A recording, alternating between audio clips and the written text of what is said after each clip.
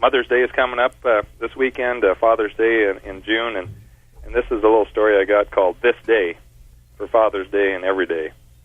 My 4-year-old has his own way of saying some things. Instead of saying today, he'll say this day. Like, what are we going to do this day, Dad? Good question, son.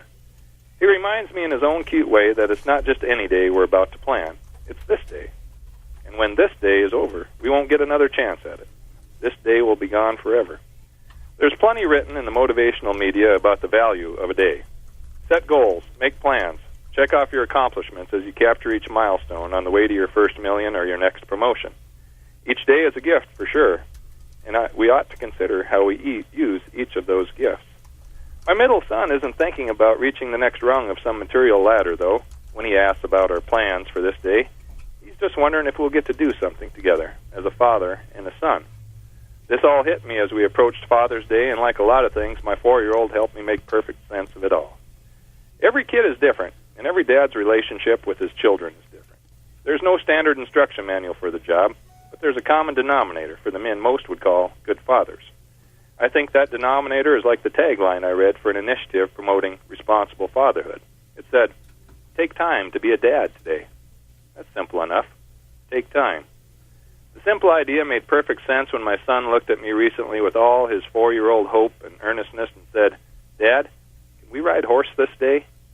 My generally consulted list of things to do that day had items on it like fixing fence, spraying weeds, balancing the checkbook. I ignored the list and said, "Yeah, let's ride horse today." He beamed as we went out to catch and saddle Dude, a 26-year-old gelding whose main job on the ranch is to eat grass and make little kids happy. Dude is a full-sized horse, making him about twice as tall as my son. My son didn't let that disparity discourage him as he grabbed a hold of the saddle strings and scrambled up and onto the saddle of his noble steed. I saddled up another horse, and off we went. I looked over at my boy, and he beamed back at me with a grin that stretched from ear to ear. Dude is the horse that he gets to ride all by himself. Full control of the reins to stop or steer or maybe even kick into a trot. He relishes the responsibility. When we pulled back up to the hitching rail, I suppose the whole activity, for catching, saddling, riding, giggling, talking, and turning the horses loose again, took an hour, maybe an hour and a half of this day.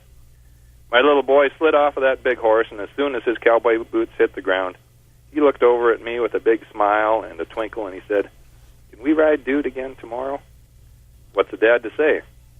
I said, "Yes, I'd love to, son." And my heart swelled as I put the saddles away, and I knew that this day was a good day, a Father's Day and a Son's Day. Wow. Can I ask what book that is from? That is from the new one, and in the first chapter there with kind of the family stories. So, yep, that's in Cowboy Logic family style.